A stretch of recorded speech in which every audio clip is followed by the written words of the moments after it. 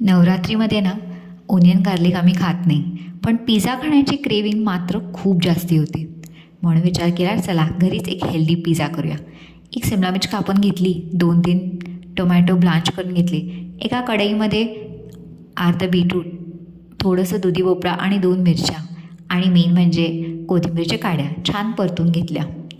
आणि मग हे टोमॅटो आणि बीटरूटचं मिश्रण मिक्सरमधून काढून घेतलं. मग एका कढईमध्ये तेल गरम केलं आणि त्यात तिखट टाकलं 1 चमचा आणि त्याच्यात हे सगळं मिश्रण टाकलं. मग मीठ टाकायचं, साखर, जिरेपूड, मिरेपूड, छान त्याला पूर्ण पाणी निघून जाईपर्यंत त्याला छान उकळून घ्यायचं आणि धणेपूड पण टाकलं मी. मग हे उकळून झाल्यावर आपण एका ठिकाणी पनीर कापून घेऊया छान बारीक. तोपर्यंत ते उकळू दे, म्हणजे पूर्ण त्याचं कितीपर्यंत उकळायचं की जोपर्यंत त्याचं पाणी निघून नाही जाईल. पूर्ण तो घट्ट एक सॉस व्हायला पाहिजे. मग पनीर खूप बारीक नाही आणि खूप मोठं नाही. मग एका कढईमध्ये बटर गरम केलं.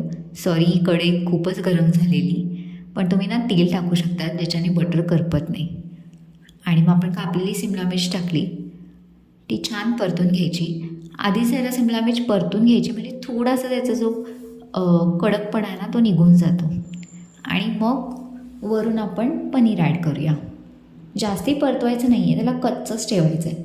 माझ्याकडे चिली फ्लेक्स नसल्यामुळे मी लाल तिखट टाकलं आणि मिरेपूड आणि खूप सारं ऑरेगॅनो.